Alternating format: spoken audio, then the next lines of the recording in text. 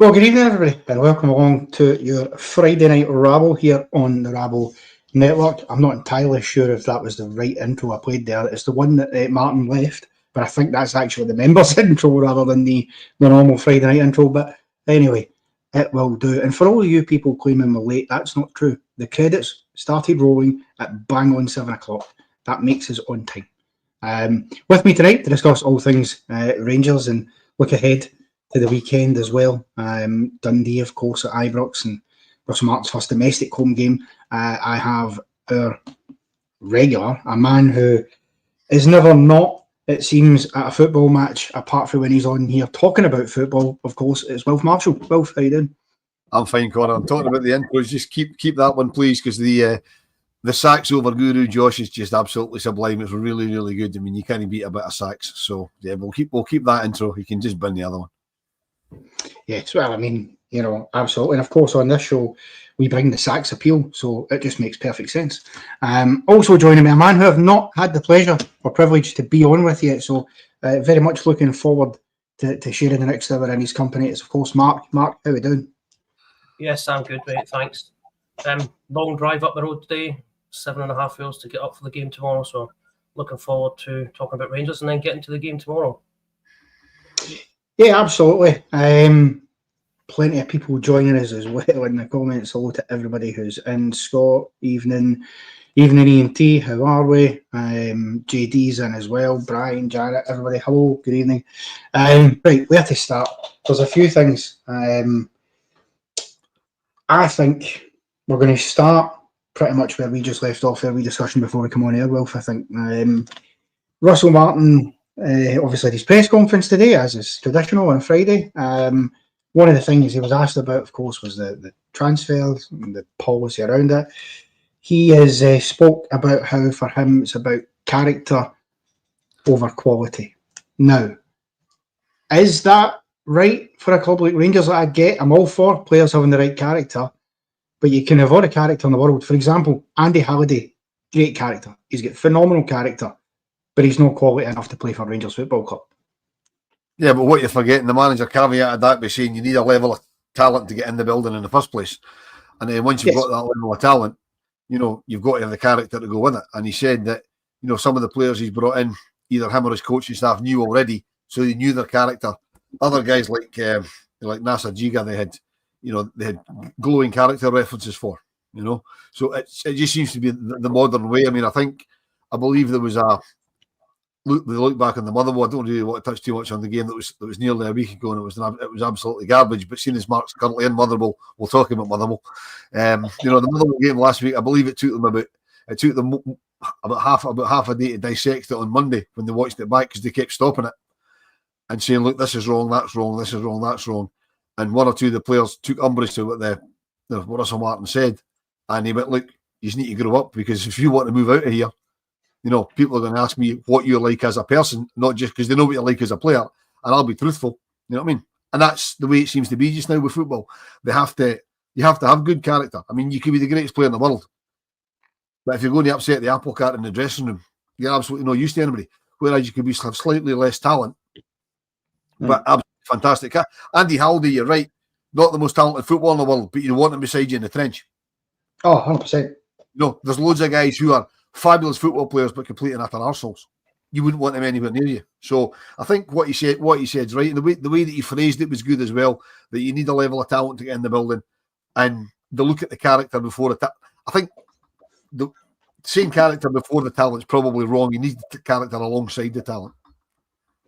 Yeah, I think that's probably it, isn't it, Mark? I mean, look, this is the crazy bubble world we live in, right, in the west of Scotland. And when you're a Rangers manager, anything you say, you've got to be, I think your wording you've got to be very careful, because it'll be taken out of context. Right? And I've no doubts you'll see it plastered in other papers and that, it becomes a story when it's not really a story. And as Will said, it's maybe just a case of not character over quality, but the two of them together that's the key factor in bringing players to Rangers. I think Will nailed it. You need that mix of character and quality, because obviously, like you said, you can't have a player that's phenomenal but his attitude stinks. You want that balance. So I think Russell Martin's right in what he's saying. You need to look for the quality first to play for the club, but that goes hand in hand. Sorry, with the character as well. I think with the signings we've made, obviously, if he thinks they've got the quality and the character to succeed at the club, then we've got to trust his judgment and obviously go with what he says, because him and his management and recruitment team are obviously, that's the players they've identified, and they seem to say that they're the ones that have got that character plus quality. So we just have to see how it balls out over the season. Yeah, no, absolutely. I don't think there's much more to add to that. I don't want to make mountains out of molehills. It was a very interesting thing, though, and I think it is a debate that I'm sure many Rangers fans will have, because we've seen plenty of players come in the door who have had bags of character and not so much talent, or have had bags of talent but not so much in the character department. But then I would say Rangers can build your character if you're a strong One sticks out for me. Paul Hudge-Diouf. There you go. Yeah, well, the character. He certainly was a character. Some would debate whether that was good or bad, right enough. But yes, that is true. Okay. Speaking of, sorry, before you move on, I think Rangers on tour absolutely just nails it while we finish this topic. Yeah, you don't say ability gets you to Rangers, but character keeps you there. Well, it was character, wasn't it? Well, realistically, that kept Cherny at Rangers, because when he first came in, he had a wobble.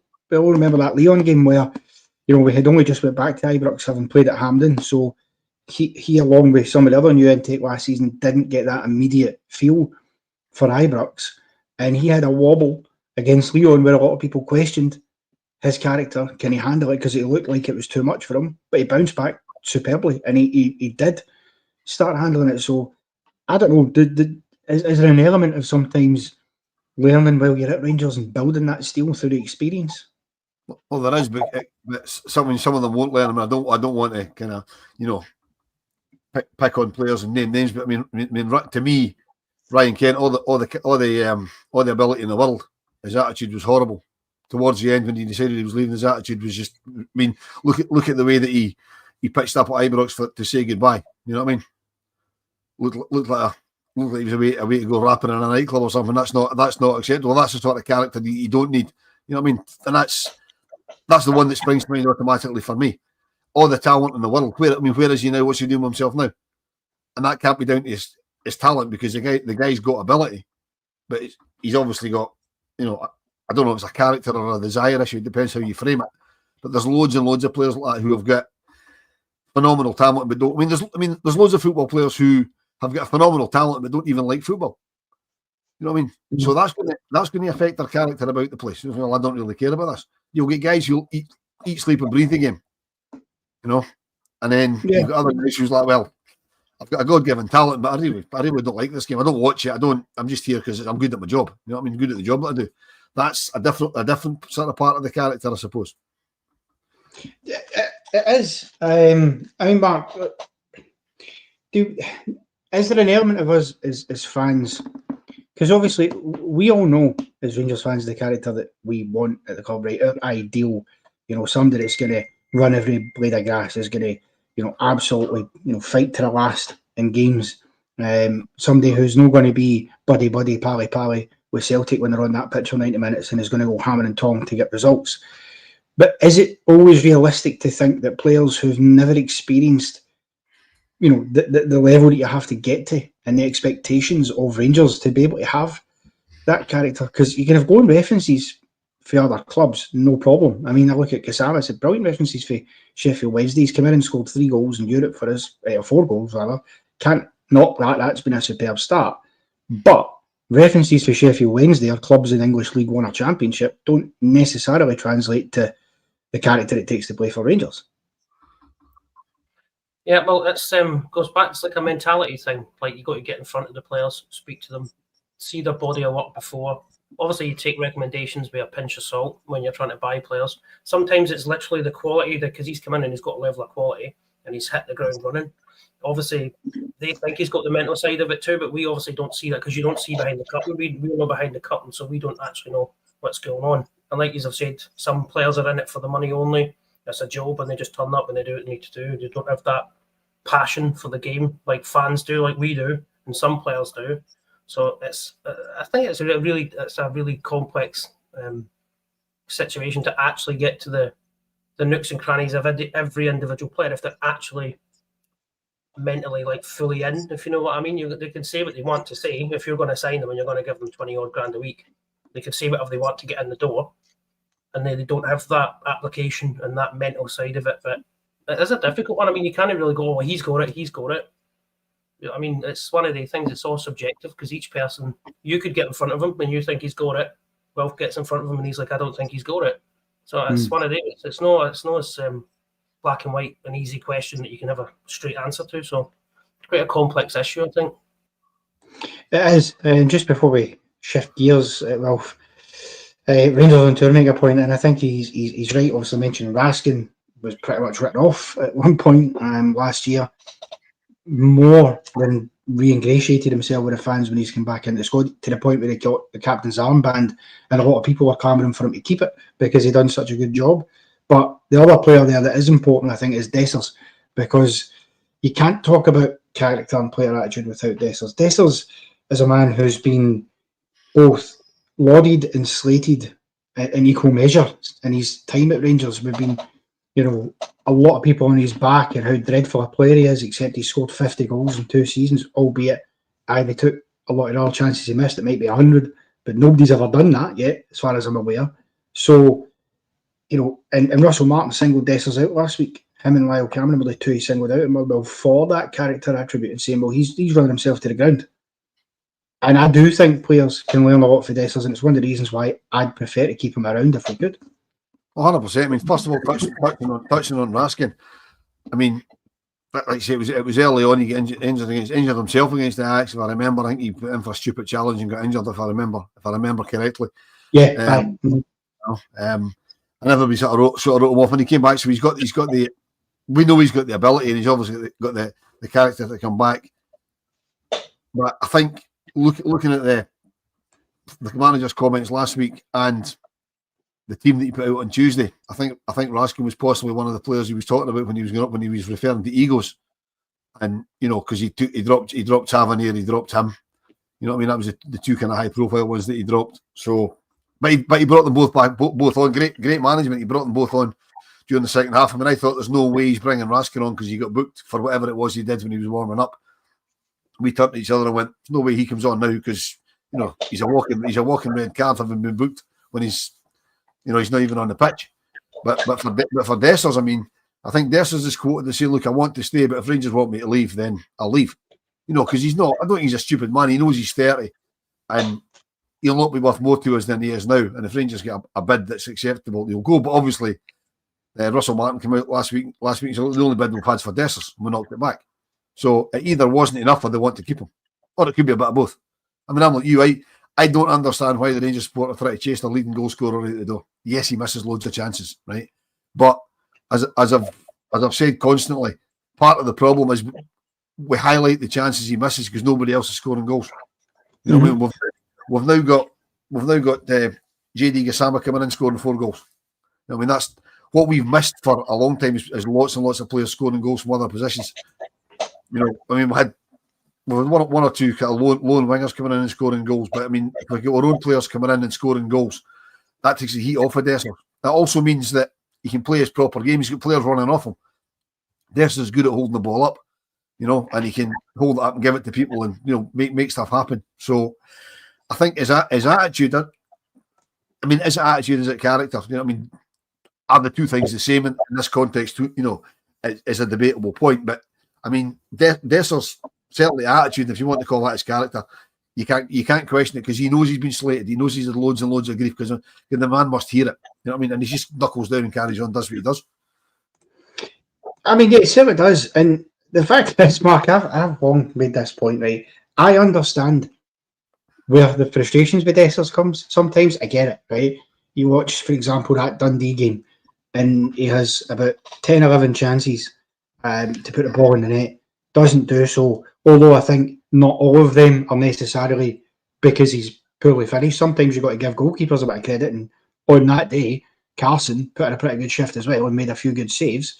But ultimately, when it mattered right at the end, he did pop up with a vital goal that clinched the match for us, and it was arguably one of his harder chances. So, whilst I know why people get frustrated, I'm looking going, he's in his first 2 seasons scored more goals than Alfredo Morelos did in his first 2 seasons. In fact, Alfredo Morelos in his first 2 seasons had real discipline issues. In fact, arguably his whole time with the amount of red cards, something that Cyril Dessers does not. And yet, even to this day, we laud Alfredo Morelos. Everybody loves him, El Buffalo and all that stuff. But Dessers, who's scored more goals than him, and we keep crying out for wanting 20-goal season strikers, a split in the fan base about whether they actually want him now or not. I find it mental, to be honest. Well, the thing that has caused that is because of the lack of goals across the front three and the midfield and the rest of the team. The lack of goals has caused him to be the target because everybody, well, I personally don't, but a lot of people expect him to score every single chance he gets because he was the only one that was scoring, so then all the pressure's on him. Whereas now, I think with these new lads that were brought in, I think hopefully we're going to spread the goals around and then there'll be less pressure on Cyril to score. I mean, if you think, he's probably had 150 shots and he scored 50 out of that. So there's like 1 in 3, 1 in 2, whatever it is he's done. But it's decent. I think we need another striker, but you need another striker who can set a similar level to him that's going to give you the same amount of goals and you can rotate in and out rather than having all the pressure on Cyril. Spread the goals across the rest, the wingers and that as well in the midfield. And then the pressure will come off Cyril. That's what it is. I think he's been under the scrutiny more because he's been the only one scoring goals. So if he misses, we don't score and we don't win. So then he's going to get more unfair pressure or unfair criticism, on him because of a lack of goals coming from elsewhere. So I think it's been a symptom of a poor team and he's the target because he's the only one that's actually scoring goals. So hopefully this season with the new lads, and if we can spread the goals throughout the team, and I still think we need another striker, then I think the pressure on Cyril will fade away. I agree 100%, and Will's point as well earlier, which is spot on about spreading the goals across the team, and I think you'll get it. I think I'll tell you right now, if our wings going forward look like Ant-Man and Gassama as the regulars, I'm very positive about that. If you get Dessers through the middle, because they will feed him all day long, and themselves, they were terrific. Now, not getting ahead of myself, it's one game, but they were outstanding. I mean, well, let's shift gears slightly then. I almost don't like talking about this kind of stuff because it's silliness in my opinion, but it has to be mentioned because it is in the headlines. The team sheet for the Victoria Pilsen game was leaked on social media some 8 hours before kickoff. Now, Russell Martin was asked about this today, and he said that he's not really that bothered about it. He doesn't think the person that done it has done it to set out to hurt the club in any way, which is fairly magnanimous of him. But he also said that he likes to get his team sheets out nice and early so the players that are playing know they're playing, and the ones who aren't can go and work on other things, which I don't mind. But how big of a problem could that be if there is a mole leaking things? Because apparently Barry Ferguson's been on the case as well, saying that when he was there, he was aware of a mole and warned Russell Martin as well. I tend to side with Russell Martin. I don't think anybody did it maliciously. I mean, as he touched on himself in his answer to the question, these days, you tell your family and your close friends, look, I'm either playing or I'm not playing. This is a team lineup. And because of social media being the way it is, I maybe tell you, thinking Connor won't tell anyone, and then Connor tells Mark, and Mark's like, I'll just mention it to the wife, and the wife mentions it to her pal, who mentions it to somebody else. So, and before you know where you are, it's in the public domain. That's unfortunately the way it is with social media. I mean, there's so many people in the know that you tend to find, and it didn't happen on Tuesday, but you tend to find, there's 3 or 4 teams leaked, and this is it because my pal told me, and I'm definitely in the know, and it came from the dressing room. It's just so happened on Tuesday there was only one sort of team lineup doing the rounds. I'll be honest with you, I ignored it because, no, I'm not the one. Believe me, I wish I had those sort of contacts. But I ignored it because generally speaking, you do get 2 or 3 of these doing the rounds, and everybody knows somebody who knows somebody who knows somebody else, and the team, and they're not always the same. I don't think anybody did it maliciously. They do have to be more careful about how. But I don't see any way you stop it. The only way you stop it is telling the team like 90 minutes from kickoff, and that's obviously not what Russell Martin does. He says he likes his players to know well in advance. I also believe in it's fairly obvious if you see the training, because obviously the first team work together and the subs work together and stuff like that. So it's a difficult one. I don't think it was malicious. It probably happens in every team, but I don't pay attention to any other team's social media. So it's probably just something that happens across football because of the sort of society that we live in. I mean, yeah, Mark, I agree with Wilf personally. It's just why these things just normally they're water off a duck's back to me. But I suppose if you were taking a slightly more cynical view of it, could it potentially have any kind of negative impact on games long term? I mean, it clearly didn't have any impact in the Victoria Pilsen game because clearly we still went out there and hammered them. But I'm thinking if a team sheet gets leaked 8 hours before kick-off on an Old Firm day, we all know what happens then if that game loses, or people go, well, maybe they get the edge because they looked at the sheet and they might have changed this guy for this guy. That's the kind of nonsense that we would engage in this part of the world. So is that maybe just a word of caution to try and get a lid on it before it does spiral into something that it's probably not, as Wilf says? I mean, what realistically they're going to do with that information? If it's an hour before the game, they're busy doing their own, whoever team it is, they're busy doing their own thing. So, like you say, if it's like leaked a day before, 12 hours before, whatever, then maybe they could switch tactics because a certain player's in and one's out. But it's still, I think it's a bit minimal, if you know what I mean. The impact would be minimal. What are they really going to do with that information? Unless we had like a new signing or something like that, and then we didn't know he was going to be in, and then he's in, and then they know. But I don't really think it makes much difference because it's not an indication of how you're going to play. Each game's different. We've got the same. Well, we want to implement in the same style, so it's not really going to make any difference to a team knowing who's actually playing. You know what I mean? Unless obviously there's loads of injuries. There could be little nuanced ways where if it's leaked early enough, it makes a difference. But I don't really think in the grand scheme of things it's going to make a massive difference. So I tend to agree with yourselves that it's quite a minimal thing. But I don't like it anyway. It shouldn't be happening. We shouldn't be having moles and leaks and stuff. You don't really. What else could they leak then? Because it could be leaking tactical stuff, what we're doing. Do you know what I mean? If you go down that rabbit hole, they're leaking more important information than literally the team sheet. So I don't really think it matters that much. I mean, to be fair, what Russell Martin strikes me as a kind of character, Wilf, that if, as Mark said, people started leaking information that was a bit more sensitive, like the tactical information, like, oh, we've been doing this in the training park, or we've been doing that. Russell Martin seems like the kind of character who would very, very quickly be nipping that in the bud and be tearing strips off whoever it was, because that's the kind of stuff that you don't want to get leaked, because that's stuff that should be kept between Russell Martin, the coaching staff, and the players, realistically. Yeah, I mean, I believe that he found out fairly quickly where the leak, if you want to call it, came from on Tuesday. You know what I mean? And I said, look, make sure that doesn't happen again. It could have been as simple, and I'm not saying it was. It could have been as simple as Oliver Antman saying, I'm starting, here's the team, to one of his pals. You know what I mean? Because he's just in the door. It could well have been that. Look, get yourself Ibrox, because look, I know I've just signed, but I'm playing. You know what I mean? And oh, what's the team? It could, I don't know that. I'm just saying it could be something as simple as that. If you've got a new signing and you don't know who's going to, I mean, back in the day, if you go back to, you listen to what Derek Johnson said about the 1970 Cup final when he was told he was playing the night before. He was told, there's Wally Waddle, there's 2 tickets, get a good night's sleep, you're playing in the cup final, right? He would obviously give those tickets to somebody. So that's part of that table league. That's 50 years ago. I mean, so these things have happened for years and years and years and years and years. Not the entire team, obviously, in that case.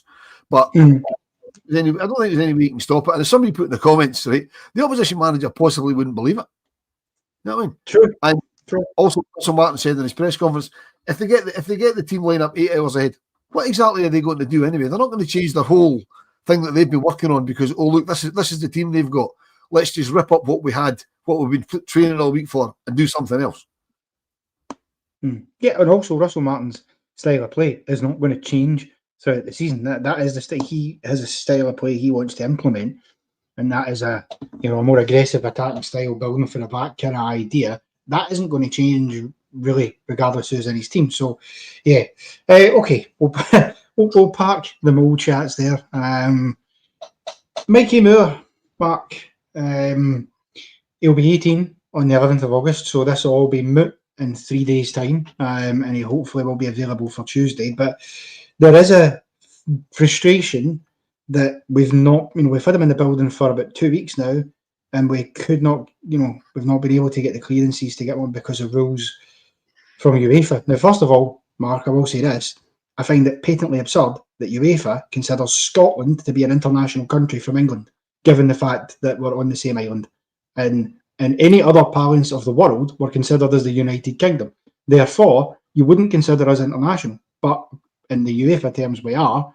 I just find it a bit silly, the rules. The boy's 17. He's a grown man. He's only moved a couple of hours up the road to Scotland. It's not like he's went to Finland or something. What's the problem?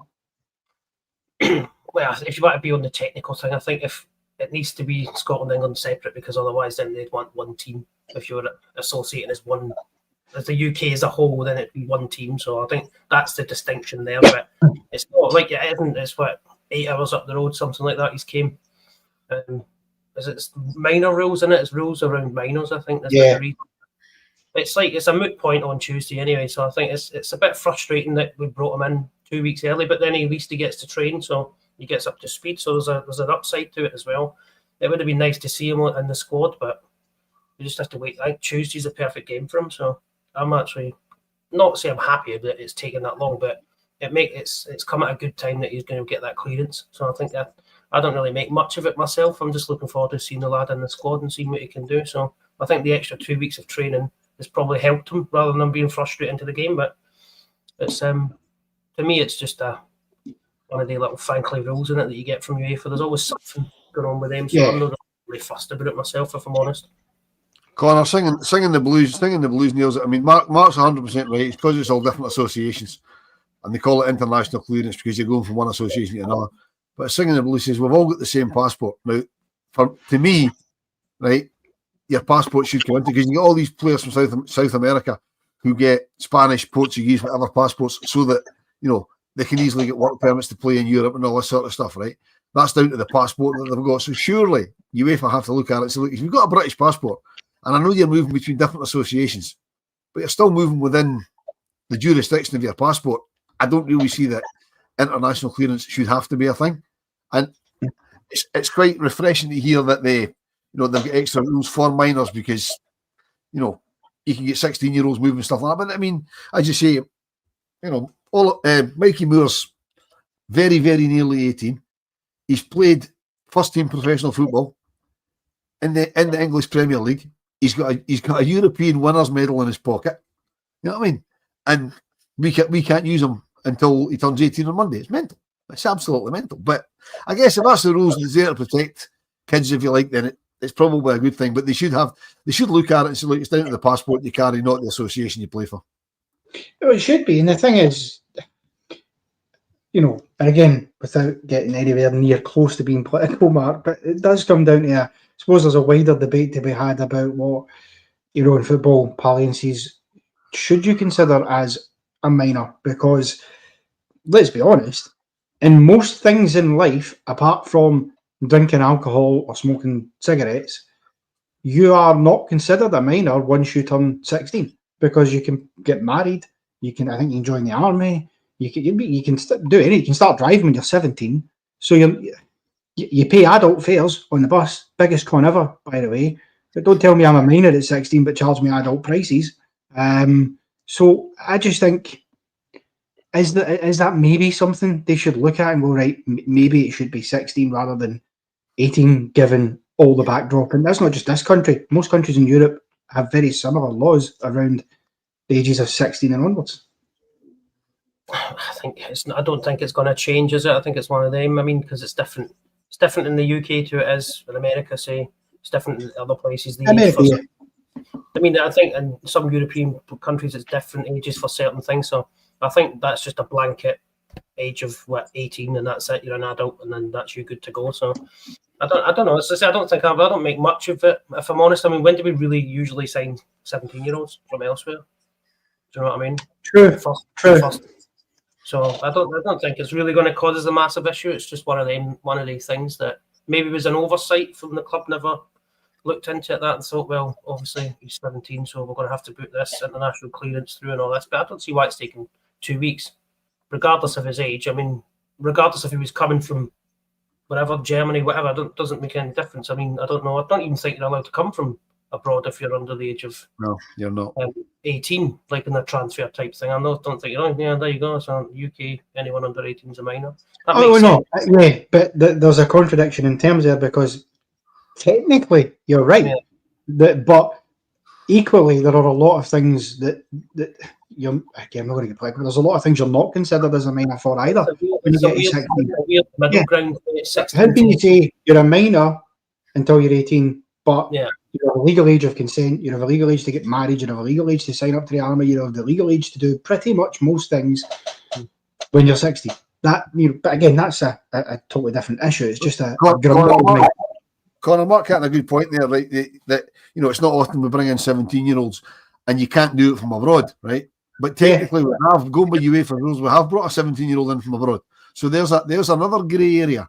We couldn't bring in somebody of that age from France, Germany, Spain, whatever, because we're just not allowed. The rules don't allow it. But we can because he's from England, although we still need to get international clearance. You know what I mean? And the thing that it's just struck me, we've loaned quite a lot of young players over the years down to England. Young 17-year-old players down England, and they've moved. And I've never heard of an international clearance delay because they're a minor. Now, although it's not us looking for the clearance because they're moving to other clubs, I would have thought we'd have heard about that. Because they've come from us. You know what I mean? For example, there was the young lad that joined Newcastle. It was a good brand. Joined Newcastle just a few weeks ago. He's only 17. I haven't heard anything getting international clearance. I don't know, because I don't know much about Newcastle.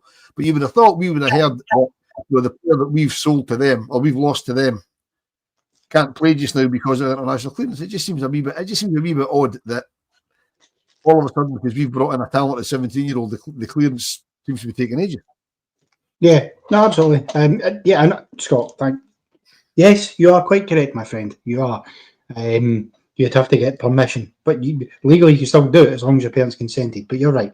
And to be fair, we're not going to go into that conversation because we all know the laws in Scotland are different to England, Wales, and Northern Ireland, all the rest of it. It gets very confusing if you try and go into it. There's no worry about it. And Sniper, nonsense. That's all I'm going to say to that. Nonsense. All right. Okay, let's shift on, shall we? Tomorrow, Wilf, you will obviously be at Ibrox, as will Mark. I will not, because I'll be right here on the podcast doing the watch along with Alex. So that'll be our first watch along of the season. Make sure you're tuned in for that.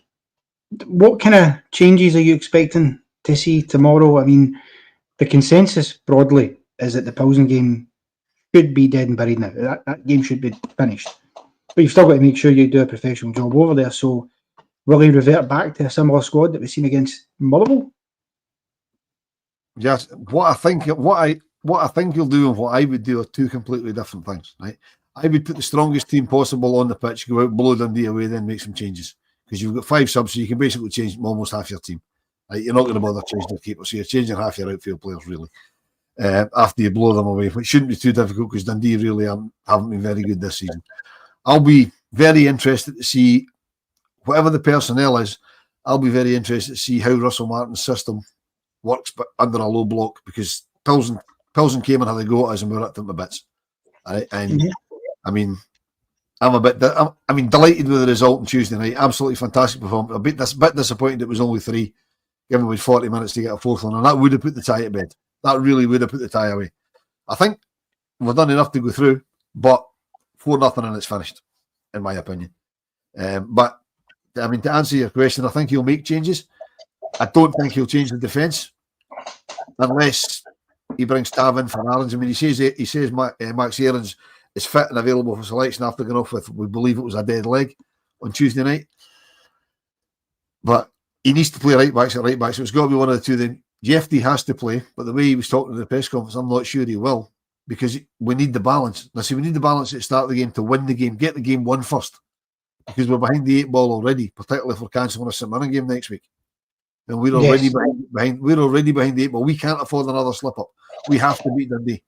So for me, he has to go with this strongest settled defence, which is the one that played on Tuesday. I know it's not settled because that was the first time they played, but you need a left back at left back, because for me, the fact that he played Yefty at left back made Suter's job an awful lot easier, because he's not a left-sided defender, although he's getting better at it. At least he knew he had an out that was a left-footed player on that side of the park, as opposed to Max Aarons, who all he would do is lump it because he's not comfortable at that side of the pitch.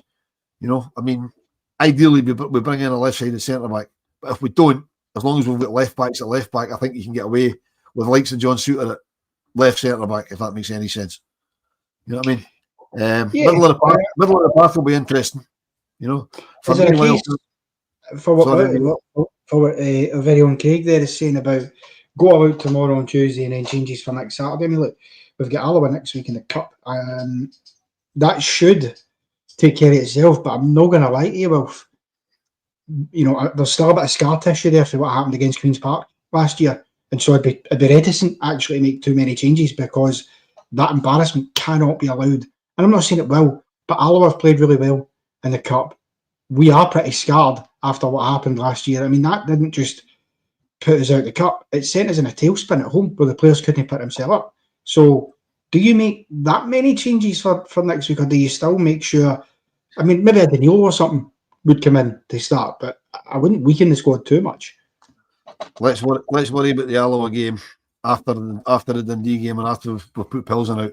Because what you have to remember is if we manage to finish the job next Tuesday over in Czechia, we've got the Alloa game on the Saturday.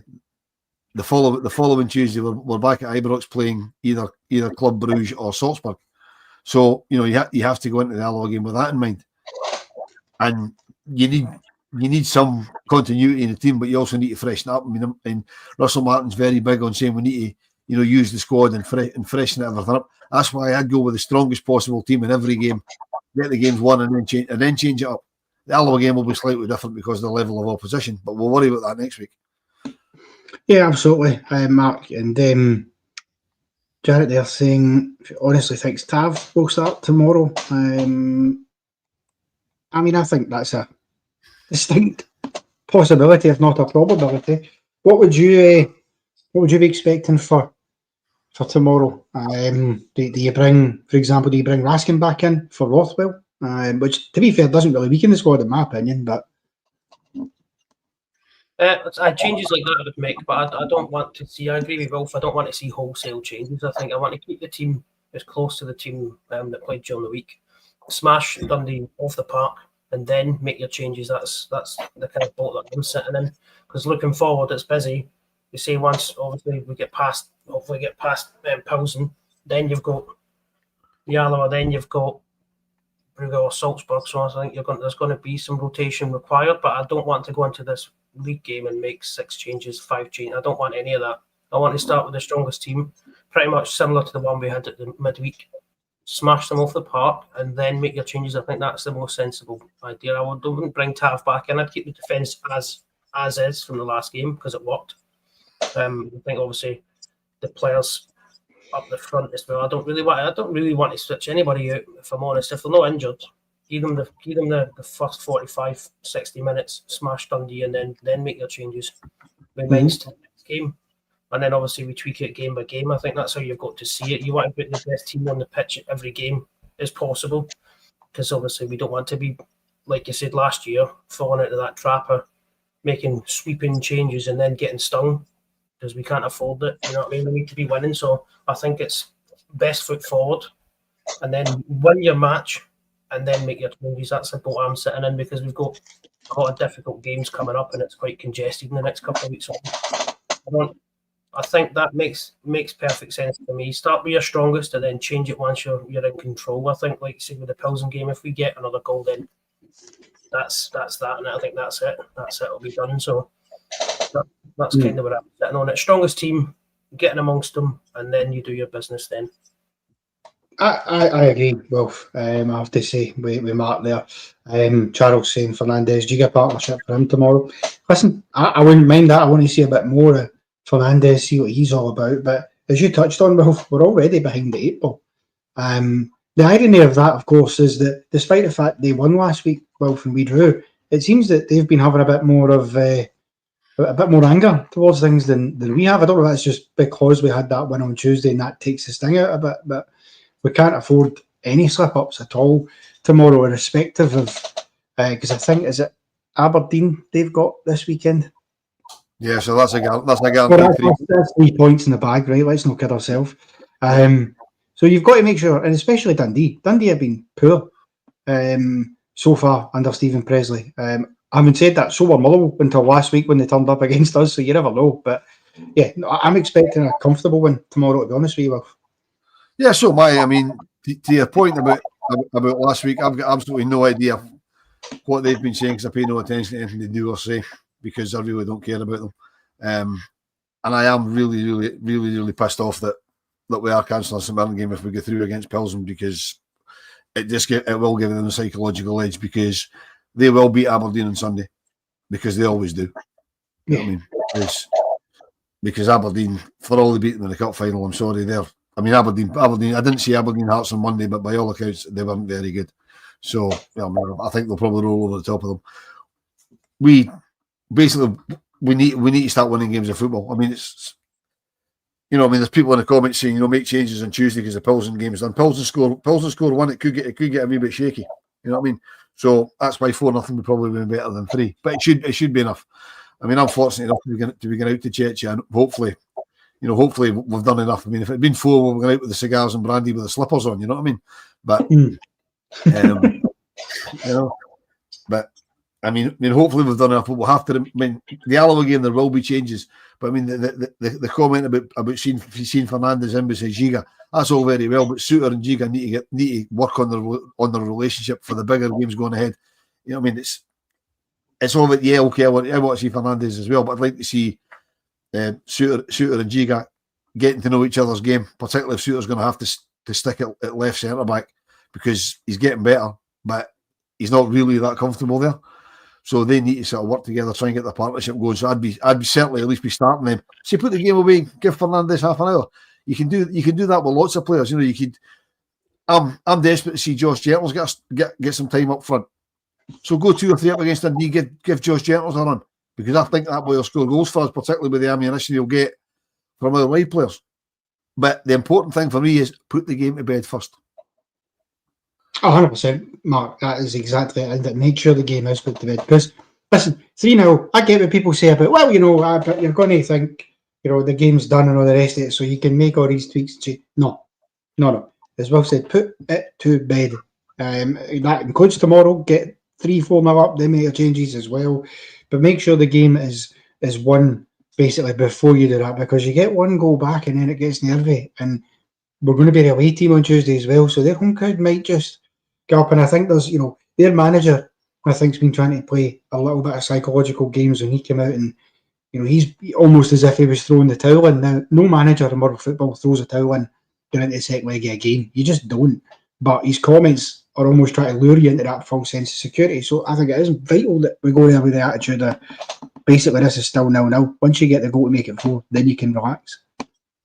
I don't think Russell Norton and the players will pay any notice to that nonsense from the manager saying that he thinks it's over. They're not just going to lie down and take it. Do you know what I mean? So basically, first 45 minutes done, we've smashed that. So now it's a case of, like we've all said, strongest team on the pitch, get the work done, and then look at making changes. Because, like you say, if they get one goal, then you start squeaky bum time. But I don't see it. But obviously, you want to keep the momentum going, and it's all about momentum as well. So keeping the winning, keeping the goal scoring, that's what we want to do. Build that momentum, build that cohesion between the players. That's why I wouldn't be changing the centre back pairing either, because you want them to build a good relationship. So it's all about building that common play between yourselves. You all understand. You don't need to look at what the guy's doing. You know what he's doing because you build that relationship between you. So I want to keep it as it is, and then once the game's to bed, then we get the other players and give them the minutes that they need as well. I'm sure Russell Martin knows that anyway. Do you know what I mean? He's an experienced enough manager. I don't think he's daft, so I think he's going to make the changes as and when. I don't see him making sweeping changes. I think it'd be a bad in any of the games coming up to make sweeping changes, especially with that performance during the week. I think stick with that team and then tweak it as and when you start you start winning that game. Then you can tweak it as and when required. So That's Gaz is spot on. I did beat Dundee a few weeks ago, as did Airdrie in that cup as well. But that means nothing. These teams, they step up. But well, an interesting question for me is, how much of an eye is Russell Martin going to have on certain players in this game and their attitude tomorrow? Because he said last week, and he made the point very clear, I'm not worried about Tuesday because they'll get up for Tuesday. It's a European game, they always do. These are the games, i.e. Motherwell last week, Dundee at Ibrox this week. These are the games that the players need to get up for and start showing up for, because that's what cost us the league last year. So do you think there's a few players in jeopardy if they turn up similar to the way they did against Motherwell again, have been almost foisted for the team? Oh, 100%. I mean, he hasn't named names, but as I said earlier, the changes he made for Tuesday probably told us who 2 or 3 of the players were. And I would expect those players to be involved tomorrow at some point. So, yeah, they've got a point to prove. I think he's played this really well. They've all got a point to prove. And even ones that he hasn't named, the ones that we probably don't know about, they all know that, look, he knows we've got an issue with some of these games. And we need to go. I mean, I don't understand how any football player with a Rangers jersey back can he get up for walking out in front of 45, 50,000 Ibrox. I just don't get it. I really don't get it. I don't care if they're playing, again, I don't know, Cumbernauld Colts under 7s. You know what I mean? It doesn't matter. Just get up for it. I mean, I know, okay, we all love Rangers. They don't necessarily. They're not. I mean, there's also Martin said in his press conference, we've got lots of guys from all over the place. Some of them don't speak English and they don't know much about the club. But, there's enough people around there that know what Rangers means that should be saying, well, you go out there and you run through a brick wall for this club. I mean, there was Oliver Antman in his presser today, just to touch on that. He said he spoke to Mo Diamandi because he played with them at Norgerland. And Diamandi said, look, he says, it's intense. We've got to win every game, but you'll absolutely love it here. You know what I mean? Diamandi's only really been here 5 minutes. And he's telling Antman, you're going to love it here. So if he gets it, surely the rest of the players get it. I don't understand how any of them can have an attitude problem. I really don't. Obviously, some of them do. But again, I think it's Ross Martin said it's the cultural thing as well at Rangers, because he mentioned that last week, and I thought he was right that there has been that bit of a culture at Rangers. I mean, things are going great, everybody's galvanised and they're together, but once it starts going wrong, it just totally falls apart. And that's not just, let's be honest about it, it's not just the men's team. The women's team have had their troubles to bear at Ibrox as well. It's like they can't handle, or we're not can't handle, but they just can't turn up at Ibrox. And hopefully Leanne Crichton will change that for them, right? And I'm sure you guys will discuss all of that. But that's surely something that both Russell Martin and Leanne Crichton maybe need to work on in changing the culture of both departments of the team to exactly what you said there about running through brick walls for each other when you're out there. Well, I think the players, sorry, I'll jump in before Mark comes in. I think the players got a rude awakening on Saturday after the Motherwell game, because they started coming over and they got the frustration of the supporters, and they just want to tell you what, we won't bother. That'll be for some of the newer players. They'll be like, oh, this is a first game of the season. We've got a point away from home. Okay, we weren't great, but we didn't get beat. And this lot are absolutely breathing fire at us. You know what I mean? That if they didn't know already, they'll certainly know after that what it means. That a draw simply isn't acceptable. So, from that point of view, it might be a blessing in disguise. I never want to drop points to anybody. But I mean, it might have shown them really early, look, see this, they say you have to win every game. There's the evidence you have to win every game. Yeah, 100%, Mark. That's exactly it, isn't it? That's and as we say, Russell Martin, I don't think he'll allow for those players to go out there tomorrow and not lift a leg, because I think that was a clear. Now I get people will come back at me and say, "But Connor, Barry Ferguson tried this when he came in the door and tried to get a tune out of them, and Philip come on and said the same when he came in." I think it's a different gravy this time, to be perfectly honest with you. Because for a start, when Barry Ferguson came in, there was he-haul left to play for, and the players knew it. So it was always going to be pissing against the wind, for want of a better term. Whereas now it's fresh. There's new players in the door. There's quality in the door as well. Which means there's no many players can consider themselves safe in their position. I think this is a bit different. Yeah, see, I was going to lead with that myself. The new players, I think the unintentional club culture has come from successive failure over seasons and seasons, and we've still got some of those players, and that's their default, is to revert back into their shell, play safe, and they can't get themselves out of that hole. So I think replacing most of the team with new players that don't have that emotional baggage or that that memory to go back to because they weren't part of it. I think that's a good, obviously that's a good thing because it gets that out of the club. And then if you've got Russell Martin in there who's trying to breed a new culture of winning, high intensity pressing football, we're doing their throats constantly, we want to win every single game. That's the kind of culture we want at Rangers.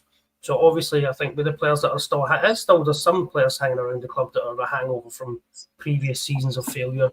That maybe that's probably the reason why you've seen the players that he hooked from the game during the week was players that had been here for multiple seasons. So one of them's even been here since we were in the Championship. So that's the issue. I think that's part of it. It's quite clear to see if you see the players that were taken out. Some of them have been here for a few years and they've been part of that successive seasons of failure domestically. I mean, we've done well in Europe, but domestically we've been atrocious. So I think that's part of it.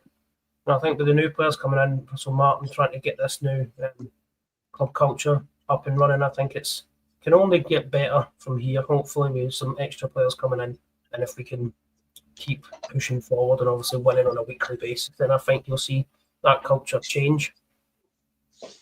Absolutely, yeah. Okay, well, before we do finish, let's have a quick chat about Nobel Mendy. We've obviously been interested in him. Don't think any formal bid has been made, but he was brought up in the press conference today with Russell Martin, and it is seemingly being reported anyway that we're poised to lose out on the Mendy deal to Real Vallecano. It's been reported by some guy at The Zone, I think. Fran Campos Vasquez, who's a journalist at The Zone, reporting that it looks like Mendy's likely to stay in Spain. How big of a disappointment would that be, Wilf? Or do you just move on to the next one? I don't know the first thing about the fella, so just move on to the next one. You're not going to get every signing. As Russell Martin said in the press conference, he says constantly, look, when we sign players, we've something to tell you, we'll tell you. I mean, I like the fact we're keeping the cards close to our chest. We don't get the guy, that's fine, move on. You don't want to come to Rangers, that's fine. I mean, I like what Russell Martin said when he first came in. They'll say to the player, do you want to come here? If they say, well, I'll think about it, he'll say, thanks very much for talking to me, goodbye. I mean, that works for me. You don't want to play for Rangers, that's fine. We'll move on to somebody, find somebody that does. Yeah, and the fact is, he plays, from what I understand, because I'm with you, Wilf, did not know an awful lot about the boy other than what I read on his Wikipedia and things like that. According to Wikipedia, he's a centre-back stroke left-back. The good news there, Mark, is already we've got a fair bit of cover that we've already brought in this summer, as well as one or two that were still there. So for me, it's not an overriding priority to get another one in. I would rather focus on potentially another midfielder, certainly a striker, because I feel like one of our three strikers, possibly a good man, although we heard today he's back on the grass as well as Asgard doing training, so that's good news, may well leave. So I'd like us to have options there as well. Yeah, I think I'm more on the side that I would like another centre-back in. I think we need another one to have three proper first-team strong centre-backs. Because Big Manny, I think he looks like a decent lad just now, but I think we still need another experienced centre-back. So I think the midfield's pretty stacked. I think that's our best part. That's our that's our strongest part of the team. So I'm quite content with the midfield. I think we need another striker definitely, and I think a centre back. But the only thing I knew about the lad was that he was a big unit. He looked solid. And 6 foot 2, apparently. Left centre back, which is what I think we need for that natural balance in there. But obviously, it didn't look too bad during the week. But I think you need a left-footed left centre back along with your right-sided. I think you just need it. It just gives you a bit of balance. Like you've seen when we switched Aarons to the right and we had the FD on the left, it brought us a natural balance to the team. So I think it does matter. So I'm kind of in the camp of we could do another centre back. I mean, obviously, if we don't get one, I don't think it's going to be the end of the world. But I think I would look at another centre back, and he did seem like he was a decent big lad. But if he's humming and on about coming in, like you said, Russell Martin says, just move on to the next one. I don't think we don't wait for anybody. If you don't want to come and you get that choice, then thanks for your time. See you later, and move on to the next one. Absolutely. I think we definitely need another left back and a left centre back, but I think we can get away without the centre back, as I said earlier, if we can get another left back in. Just so that there's at least one left-sided player in the defence. You're right there, but I think we definitely need a left back because obviously Red Fan's not just catching, he's probably going. So I agree there, Wilf. I think we need a left back as well, actually. That's probably more of a pressing need because you can't just have Yefty on the left, so that makes sense. Because Yefty, it sounded originally like Russell Martin didn't particularly like Yefty, but he's played him and he seemed happy enough with the way he played on Tuesday. But he's not going to play all the time. He is susceptible to getting injuries, and you can't play him all. You need to rotate. We do need two decent players every position, so we certainly need a left back and a left side of centre back wouldn't go amiss, to be perfectly honest. But I agree with Mark. I think we probably do need to bring in another striker because I would imagine somebody. The ideal scenario, the way we are just now, is Danilo leaves, but nobody's going to pay the money for him. And even if we came to an agreement on a lesser fee, he'll be on a decent wage. So that'll probably be a stumbling block as well. 100% well, yeah, no doubt about it. Okay, nearly wrapped up. I forgot, and it's quite apt having you on, Wilf. Last week, I believe it was, when you were on, you brought up a rather alarming graphic regarding Scotland's coefficient in the Champions League spots and where we could be come the start of 27-28 season. This week has been a fairly good week for Scottish teams in Europe, and the coefficient has certainly not been damaged. Hibs yesterday, I thought, getting a very good win away from home against Partizan Belgrade. You've got to give them credit for that. Dundee United as well, a more than applaudable draw away from home against Rapid Vienna. Sets them up lovely for their home ties to hopefully get through. Of course, we done our bit against Victoria Pilsen as well. If all three could get through to the next round, and ideally two of them can get, Rangers will get group stage football, but ideally one of Hibs or Dundee United get it as well, that can only boost the hopes for our Champions League spot as it stands just now in the next couple of years, because it is in jeopardy. Yeah, it is. I mean, unfortunately, I think the coefficient's done over the tie rather than over the legs, and I've got an awful feeling that Dundee United will blow it. I mean, I watched kind of most of their game. Well, I don't know, some bits of their game yesterday. I watched kind of most of it, and although they were good, they were probably lucky to get out of there with a draw. Hibs, I haven't seen any of it. That's a tremendous result. When I thought Partizan Belgrade would scalp them. That's a tremendous result. And from a Scotland's coefficient point of view, we need to do something because, as we talked about last week, if Hibs went out and they did go down, they went down to the Conference League. I think as if they go out of Europe altogether, come the season after, not this season, but next season, come the end of that, the Scottish champions go into the second qualifying round of the Champions League, which is where we entered it this year, which is absolutely mental. You know what I mean? Would that still apply if Hibs went out but Dundee United got to the group stages? I mean, I don't think they will, but in a world that happens. Don't know. I don't know because it depends on everybody else does. But I mean, yeah, it's very, very worrying.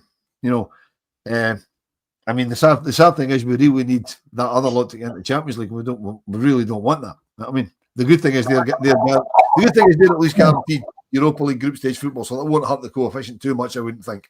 You know. To be fair, we could be doing with Aberdeen, also putting in a decent shift in the Conference League as well, or ideally qualifying for the Europa League. On the case that I don't think the Europa League draws too difficult on paper, but you don't play games on paper. You know what I mean? And Aberdeen are a bit like our friends across the city. They're not particularly good against half decent teams in European knockout games. You know what I mean? But last night was a shot in the arm for Scottish football. Certainly, it would have certainly, I mean, coupled with their result on Tuesday, probably put shockwaves through Europe because nobody probably expected us to beat. I mean, I didn't think much of Victoria Pilsen, but apparently they're about 40 places above Panathinaikos in the coefficient, which I find mental because I didn't think they were nearly as good as Panathinaikos were. Might be down to the way we played, I don't know. Probably find out on Tuesday. But yeah, from a Scottish football point of view, terrific results last night, absolutely tremendous. And if they could both, you know, find their way into the group stages, that's got to help Scottish football. But I don't think even them getting into the playoff round would probably be good for the game. But I'm not sure. I'm not sure Dundee United will. I think Hibs probably will get into the next round. I'm not sure Dundee United will. But nice if they did though. Yeah, just before we give you the last word of this, Mark, just to demonstrate how divided our fan base is on everything, including whether you want other teams to do well in Europe or not. You're Stuart Allison saying he hopes all the teams go through, as do I. Although, will I lose sleep if they don't go through? No. But, I mean, Celtic, obviously, I would rather everybody else did, but I still want them to go through because it's good. And even Blue Devil, I hope only Rangers go through. Which is understandable, whatever. I get it. It's not like other teams of Scottish football do us favours.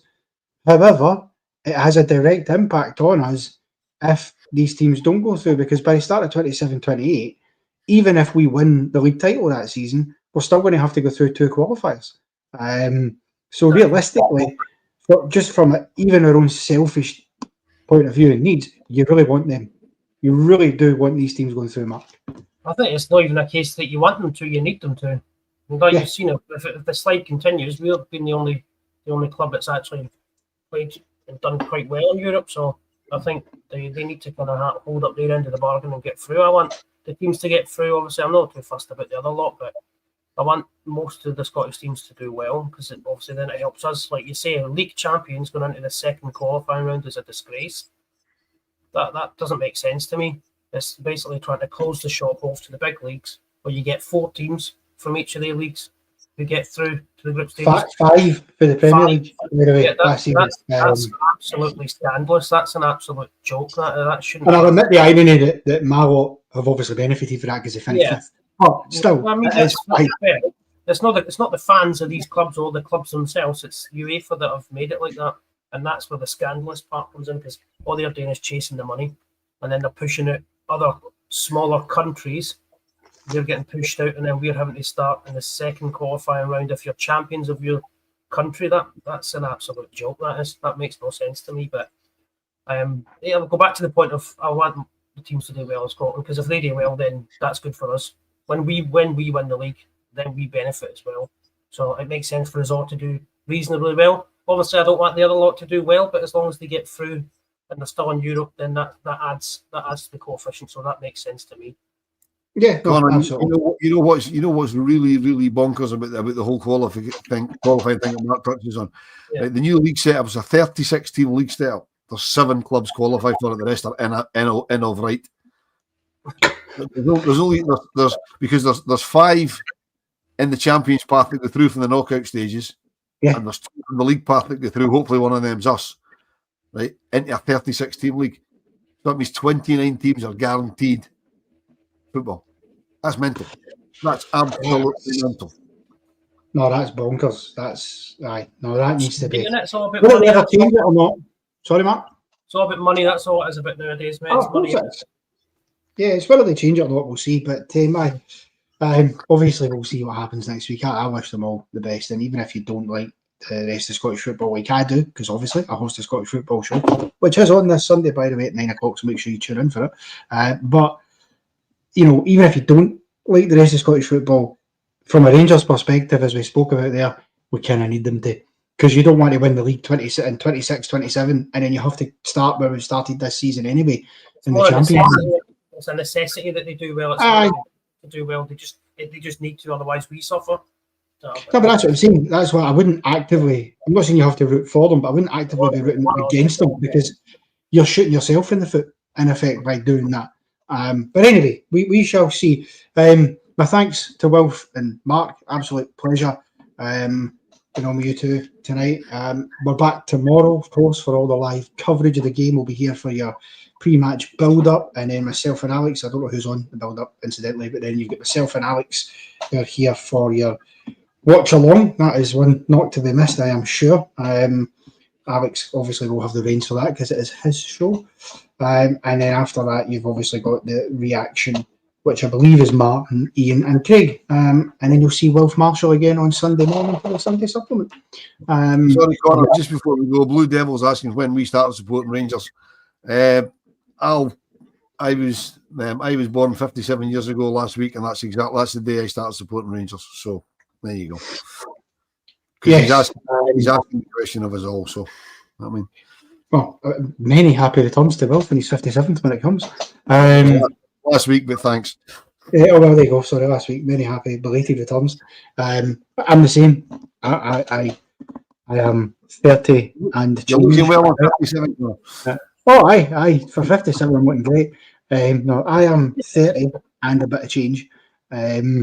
So I'm pretty much the entire, as far as I can remember. I couldn't tell you the specific date and time, but the very first football top I ever donned was a Rangers top, and for there I never looked back, except obviously when I picked another club for myself, but that's different. Scandalous. Well, I've explained it before, Mark. The thing is, there's 3 massive Rangers pictures behind me that never get a mention in this show. It's always the scarf. The easy one, mate. Let's go to the low-hanging fruit. It's easy and it's right there. We can see it. But yeah, I'm the same as you too. When you're a kid, all my memories has been a Rangers fan. I'm 38 years old, so that's as long as I've been a Rangers fan. Do you know what I mean? I mean, you can have different views and stuff, but it's not that I like these clubs. Just it benefits us, so it makes sense. As much as it's through gritted teeth, I want them to do reasonably well, just so we can benefit off the back of that as well. But each to their own. Everybody's allowed their own views. Yep. Oh, absolutely. Case in point, there you go. See, don't forget, folks, to leave a like on the video if you've enjoyed what you've seen, and subscribe to the channel if you're not already subscribed. You can, of course, also become a member of the Rangers Rabble for as little as a cup of coffee a month, $1.99, and you get, believe me, you get loads of content when you're a member. Every single day, you've got something to look forward to. Whether that's things like the Rabble Wrestling, which was on last night, and our very own Ian did a tremendous job. Right down to all the watch-alongs for every game. That's for your members as well. I think the members get exclusive ability to be able to comment in the afternoon rabbles as well. So plenty of reasons why you should do it. But even if you can't afford to, as I say, a like and subscribe always helps. We will see you tomorrow. Until then, enjoy the rest of your Friday night.